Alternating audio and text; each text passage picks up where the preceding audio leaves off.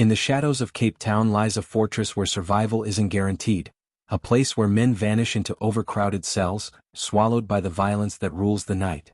This is Pollsmoor Prison, the cage that even Mandela once passed through, now transformed into one of the most dangerous penitentiaries in Africa. Inside, every breath is a gamble, every glance a threat, and every sunrise a small miracle. If you're new here, don't forget to like, subscribe, and turn on notifications, because what you're about to hear isn't fiction. It's the truth of how men survive hell on earth. The first thing you notice when the gates slam shut at Pollsmoor is the silence. Not peace, the kind of silence that breathes tension, that hums with fear. Behind those high, weather-stained walls, the air feels heavy, thick with the scent of sweat, disinfectant, and despair. Built in 1964, Pollsmoor was never meant to hold the thousands crammed into its cells today. It was designed for 4,000 men. Now over 8,000 call it home. Some sleep sitting upright, others trade spots on the floor in shifts.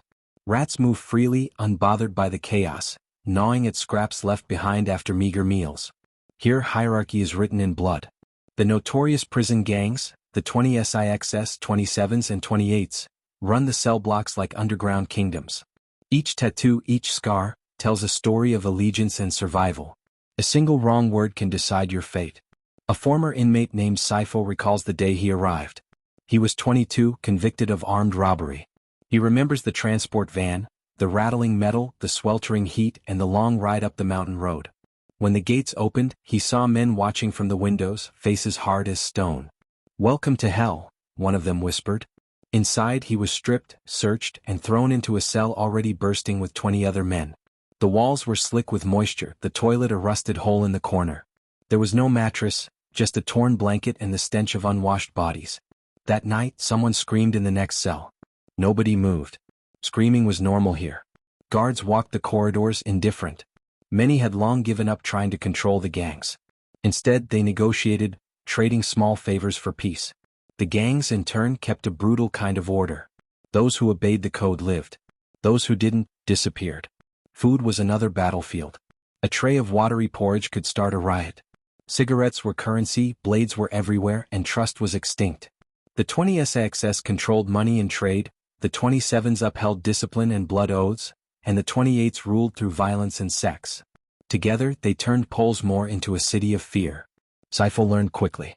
He joined no gang, spoke to no one. He cleaned floors, fixed pipes, anything to stay invisible. But invisibility in Pollsmoor was impossible. One night, an older inmate approached him with a blade carved from a toothbrush. "You clean my corner now," the man said. Sifo refused. The next morning his lip was split, his blanket gone. Over the months he saw men stabbed over stolen bread, others beaten senseless for speaking to the wrong person. Death came quietly, sometimes in the showers, sometimes during lockdown. Bodies were wheeled out at dawn, covered in sheets no one dared to lift. Yet, amid the horror there were glimpses of humanity. Inmates shared stories of families left behind, of dreams crushed but not forgotten. Sifo began reading whatever books he could find, most donated by churches and volunteers. He found an old copy of Long Walk to Freedom and read it under a flickering light, drawing strength from Mandela's words. Even here, he thought, the mind can still be free. But Pollsmoor had a way of testing that belief.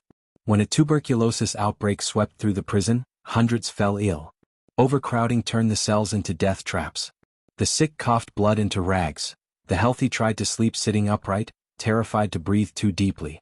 The medical staff was overwhelmed, one nurse for an entire block. Sifo survived. He doesn't know how. Maybe it was luck. Maybe it was his will to see sunlight again.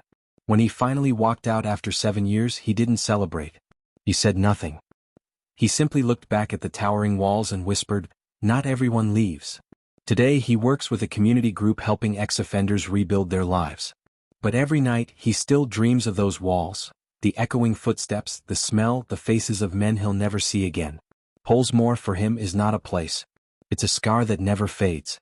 And it's only the beginning of our journey through Africa's most feared prisons.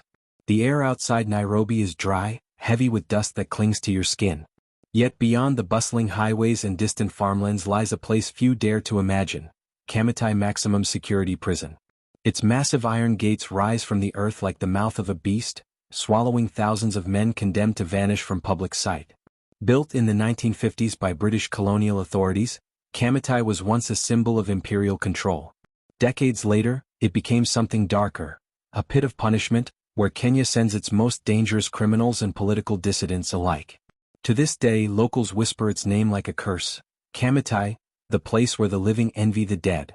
When inmate John Mwangi first entered Kamiti, he thought he'd seen the worst life could offer. He was wrong. The gates closed behind him with a metallic crash, echoing like a final sentence. Inside, men moved like shadows. The overcrowding was suffocating, cells designed for 10 holding 50 or more. The smell of human waste, sweat, and smoke blended into something you could almost taste. In Kamiti, survival begins with obedience and ends with strategy. Guards wield absolute power. Beatings are routine and food is a luxury ration like gold. A single meal, a handful of maize and watery stew, might be all a man eats in a day. Those who complain are met with boots and batons. Mwangi was sentenced for armed robbery, though he insists his trial was unfair. His first week inside broke him. He saw inmates stripped and beaten until they bled. He saw others forced to crawl through mud for disobedience. Nights were worse, screams echoing from solitary cells, where men begged for mercy that never came. There's a saying in Kamiti, you don't count days, you count breaths. Electricity often fails, plunging the prison into blackness. In those hours, violence thrives. Rival groups fight with sharpened spoons and rusted metal. The lucky ones get sent to the infirmary. The unlucky disappear. Some inmates whisper about shallow graves beyond the northern wall. Yet amid the horror, an underground order exists, the Kamiti Code. Older inmates mentor the young, teaching them how to navigate both guards and gang leaders. You learn never to eat food offered by strangers, never to argue during roll call, and never to look a guard directly in the eye for too long. Mwangi learned quickly. His cellmate, a former teacher named Peter, taught him how to survive. Keep your head low, Peter said, and pray. Not for freedom, for peace. The two became unlikely brothers. They shared stories, split their meager food, and watched each other's backs. When a cholera outbreak hit their block in 2009, the guards locked the gates to contain it. For 3 days, no one entered or left. The smell of decay filled the air. Mwangi and Peter drank rainwater that dripped from a hole in the roof to stay alive. But Kamiti was not just about suffering, it was about transformation too. Some men found faith. Others found madness. Mwangi found purpose. He began teaching other inmates to read and write, using scraps of newspaper and charcoal. Slowly, word spread through the blocks. The teacher is in Block D. Even guards began to take notice. One afternoon, a warden named Odieno pulled Mwangi aside. You're doing good work, he said quietly, glancing around to make sure no one heard. Keep them calm. You might just make it out of here alive. Mwangi didn't know whether to take it as a warning or a promise. By the time he was released after 14 years, Kamiti had changed him. His eyes no longer flinched at violence. His voice was softer, measured. Freedom felt foreign, the silence outside the walls almost unbearable. When he passed by a crowded market on his first day out, he panicked and hid behind a stall, overwhelmed by the noise and colors. He later wrote in his journal, Kamiti doesn't end when you leave. It follows you quietly like your own shadow. Today, Mwangi works with a reentry program in Nairobi, counseling former inmates. But when asked if he forgives what happened to him inside Kamiti, he always pauses. Forgive, he says. No. But I understand. That place taught me that even the strongest hearts can break and rebuild. Kamiti remains one of Kenya's most overcrowded prisons, holding over 3,000 inmates in facilities meant for less than half that number. Government reports promise reform, but the stories coming out tell otherwise. Each one echoes Mwangi's truth, that survival in Kamiti is not about living, but about refusing to die. The road to Kirikiri passes through the industrial sprawl of Lagos, a maze of noise, heat, and movement. Trucks honk endlessly, vendors shout from the roadside, and the air smells of burning fuel and salt from the nearby Atlantic. But as you approach the compound, the city fades into something else, silence mixed with dread. The walls of Kirikiri maximum security prison rise high and gray, their concrete faces stained by decades of rain and neglect. Locals call it the end of the road. Once you pass its gates, the world forgets you. Built during colonial times, Kirikiri was intended for a few hundred inmates.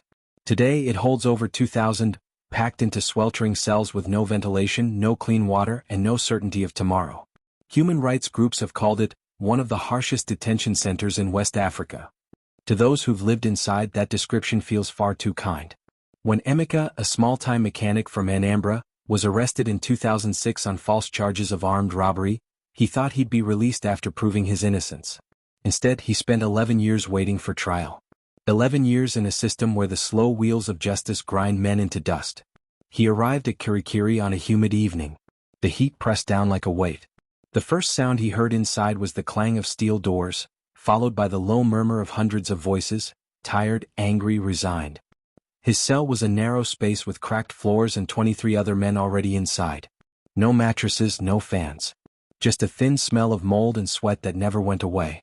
By the second night, Emeka realized the prison had its own laws enforced not by guards but by inmates. Power here belonged to those who could pay, fight, or command fear. The guards barely intervened unless it involved money. A bribe could buy anything: extra food, a better sleeping spot, even temporary freedom to walk around certain areas.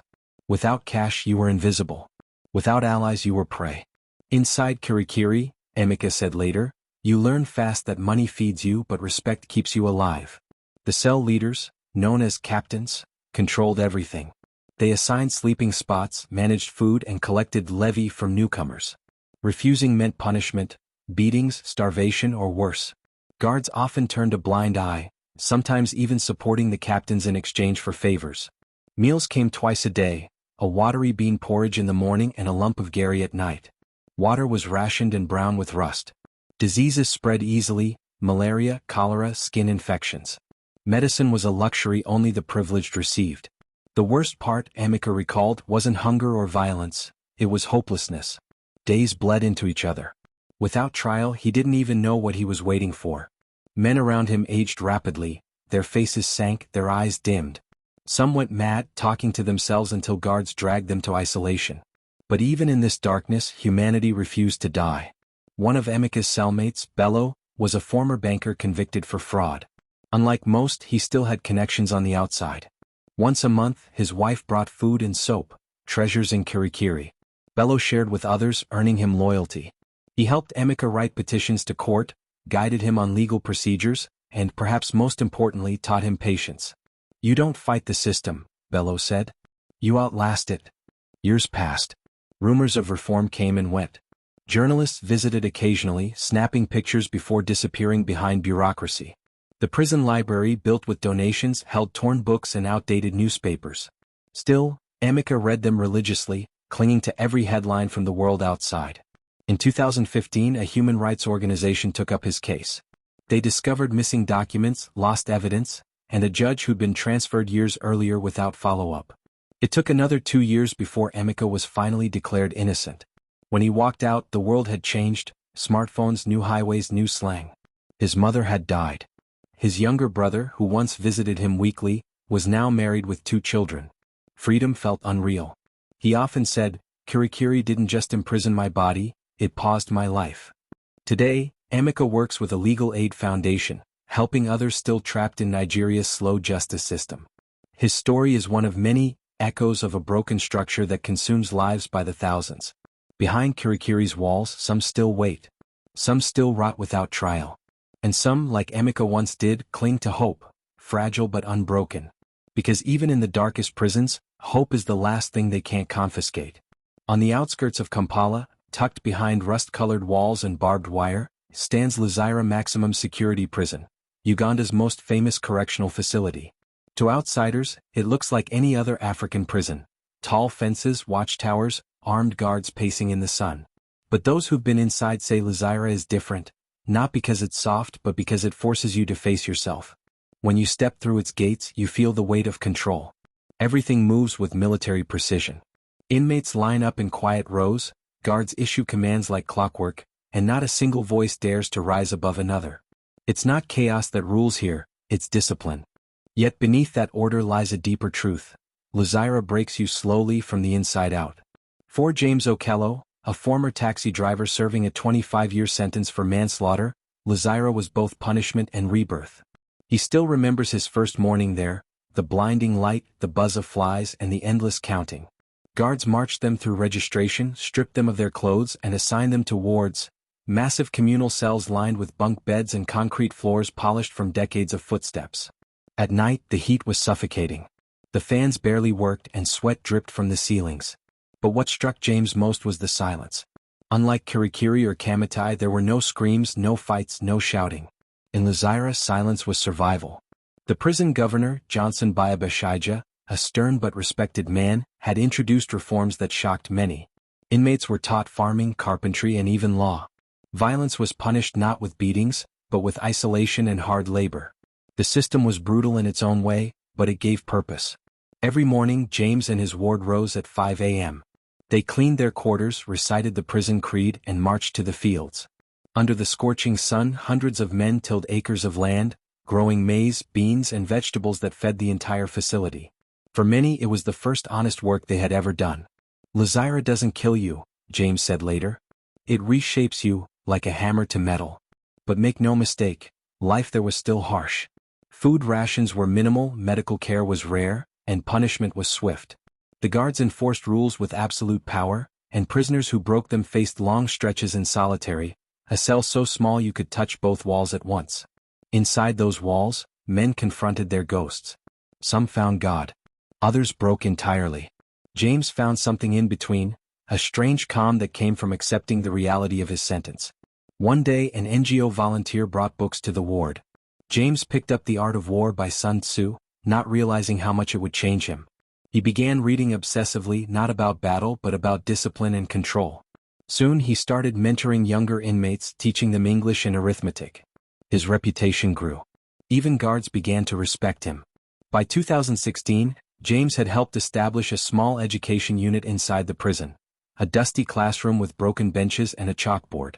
There, inmates learned to read, write, and prepare for national exams. Some even passed with distinction. It wasn't freedom, but it was dignity. Still, Luzira had its darker corners. The high walls couldn't hide the suffering, tuberculosis outbreaks, overcrowding, and mental breakdowns. Some inmates lost themselves to despair, staring blankly through the bars for hours, muttering prayers that no one heard. The most painful part, James said, was the remand block. That's where prisoners awaiting trial stayed, some for over a decade, forgotten by the justice system. They lived beside convicted men, sharing the same food, the same air, and the same hopelessness. Yet even there, a strange unity existed. Inmates formed choirs, soccer teams, and work groups. They built furniture, crafted art from recycled materials, and sold it to visitors to support their families. Over time, the prison began to look less like a dungeon and more like a strange, self-contained world, one ruled not by fear but by the constant fight to retain humanity. When James finally earned parole after 16 years, he stood at the main gate holding a small wooden cross carved during his time inside. "I went in as a man full of anger," he said. "I came out understanding pain, not just mine but everyone's." Outside, Kampala was noisy, bright, and alive. But even surrounded by freedom, James sometimes longed for the order of Luzira, the early morning roll calls, the sound of shovels in the soil, the feeling of belonging to something, even if that something was prison. He now runs a workshop employing former inmates, using the same carpentry skills he learned behind bars. To him, Luzira was both punishment and preparation, a paradox that few can understand unless they've lived it. Freedom, he says quietly, means nothing if you haven't faced who you were when you had none. And for many who leave Luzira, the hardest part isn't surviving prison. It's surviving freedom. At the edge of Harare, past the crowded suburbs and dusty roads, stands a massive concrete fortress surrounded by high walls, rusting barbed wire, and silence. This is Chikurubi Maximum Security Prison, a place whispered about in every township, feared by everyone who knows its name. Here, punishment isn't a process. It's a way of life. Chikurubi was built decades ago during colonial rule to hold a few hundred inmates. Today, more than 2,000 men and women are crammed inside, stacked like shadows in dark, airless cells. Some sleep sitting upright, knees pressed to their chests. Others lie on cold floors slick with sweat and dirt. The stench, a mix of urine, decay, and hopelessness, hits you before you even see the first cell block. Inside these walls, hunger is the first enemy. Every morning, prisoners line up with metal bowls for watery porridge that barely tastes like food. Lunch is a handful of boiled maize. Dinner, when it comes, is often cold beans or nothing at all. Inmates say they dream more about bread than freedom. Malnutrition is so common that ribs show through uniforms and men's skin turns gray from lack of vitamins. "You don't eat to live," said one former inmate. "You eat to remember you're still human." But hunger isn't the only torment. Chikurubi is ruled by fear, a system built on intimidation and silence. Guards patrol the halls with whips and sticks, shouting orders that echo through the corridors. Disobedience, even something as small as talking during count, is met with swift violence. In 2015, the world caught a rare glimpse of what happens inside. Dozens of prisoners rioted after being denied food for days. Guards responded with bullets and tear gas. At least 5 inmates were killed, dozens injured. Their blood stained the concrete floors. Officials later called it an unfortunate incident. Survivors called it a message. Among them was Tawanda, a 32-year-old man accused of robbery. He was never convicted, still awaiting trial when the riot began. "We were hungry," he said. "We hadn't eaten for 3 days. We just wanted food. That's all." When the smoke cleared, Tawanda was left with a fractured arm and a broken spirit. The guards made them bury the dead inside the compound. There were no funerals, no names, just shallow graves behind the east wall. At night, the cries continued, men coughing blood, others whispering prayers. Disease spread easily: tuberculosis, dysentery, scabies. The prison clinic had no antibiotics, no gloves, no electricity half the time. Some inmates used ashes from burnt paper to clean wounds. Yet even in this place of despair, a strange brotherhood existed. Prisoners shared what little they had: scraps of soap, old shirts, broken shoes. The strongest helped the weakest, not because they were saints, but because they understood the cruel math of survival. Alone you die faster. Tawanda found strength in small routines: washing his face each morning, whispering the same prayer his mother taught him, counting the cracks in the ceiling at night. It was madness, but it kept him sane. In 2018, a cholera outbreak swept through Chikurubi.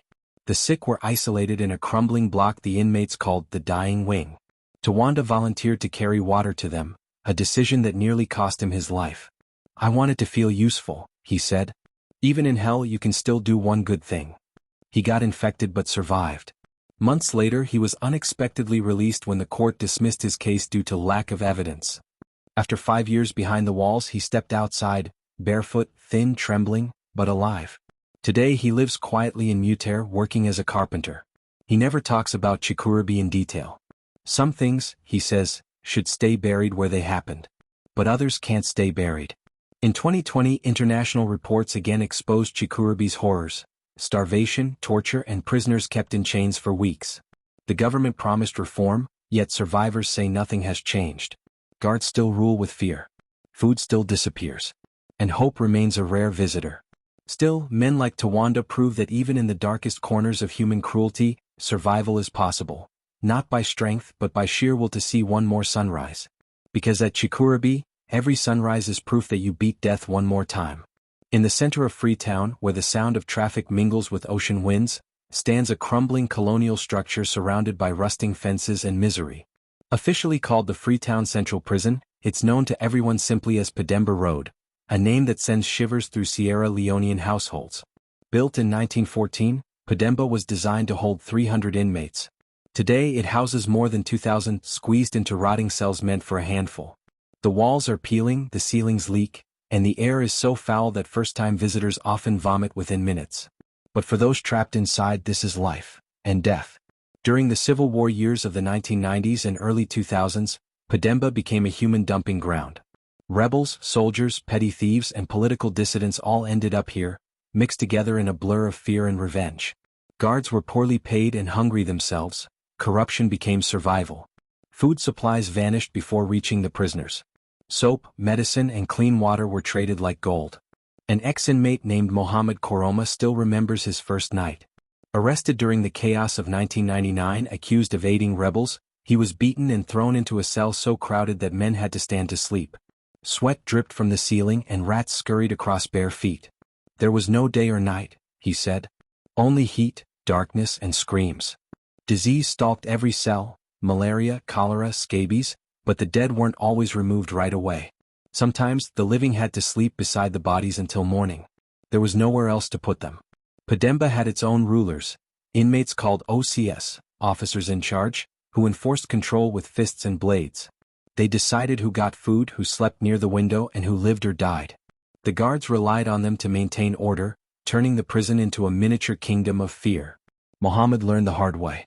When he refused to hand over a piece of soap to one of the OCS, he was dragged to the toilet area, a dark pit with overflowing sewage, and beaten until he fainted. The guards found him hours later and threw him back into the cell like trash. Days turned into months, months into years. The war outside ended, but inside Pademba, nothing changed. The country rebuilt, but the prison remained frozen in its cruelty. In 2010, international observers described Pademba as a relic of colonial punishment, an institution designed not to rehabilitate but to erase. Yet amid the horror, some light flickered. Religious groups and NGOs began visiting, offering food, medicine, and education. For the first time, inmates learned trades like tailoring and carpentry. Mohammed joined one of these programs, making school uniforms for local children. Sewing became his escape. One stitch at a time, he rebuilt fragments of hope. Then came April 29, 2020. A rumor spread that a prisoner had tested positive for COVID-19. Panic turned to chaos as hundreds of inmates demanded to be released or tested. Guards responded with tear gas and live bullets. The riot lasted hours, fires burned through the night, and by dawn more than 30 inmates were dead, many shot as they tried to flee. The government called it a necessary response. Survivors called it a massacre. Mohammed was among the few who lived to tell the story. Hiding beneath a pile of blankets as bullets tore through the cell, he whispered verses from the Quran and prayed for morning. When it finally came, he was one of the prisoners forced to drag the bodies of the dead into the yard. They said we were animals, he recalled quietly. But even animals deserve mercy. 2 years later he was released, frail, scarred, but alive. Today he runs a small tailor shop in Freetown. Above his door hangs a wooden sign carved from a piece of the prison bed he once slept on. It reads, "Hope does not die here." From Pollsmoor's gang wars in South Africa to Pademba's riots in Sierra Leone, one truth echoes across the continent. Africa's prisons are not just cages, they are mirrors of the societies that built them. They hold the forgotten, the condemned, and the unlucky, men and women crushed beneath systems too broken to deliver justice, yet too powerful to challenge. Behind those bars are stories of pain, guilt, endurance, and sometimes redemption. In every cell described here, one thing remained unbroken: the will to survive. Because when the walls close in and freedom fades, what keeps a person alive isn't just food or strength, it's the stubborn belief that life, somehow, still has meaning. To everyone watching, if these stories moved you, don't forget to like, share, and subscribe. Your voice spreads awareness. Your attention gives light to those still living in the dark. And for the men who survived Africa's most notorious prisons, their message is simple. We were buried alive. But we learned how to breathe underground.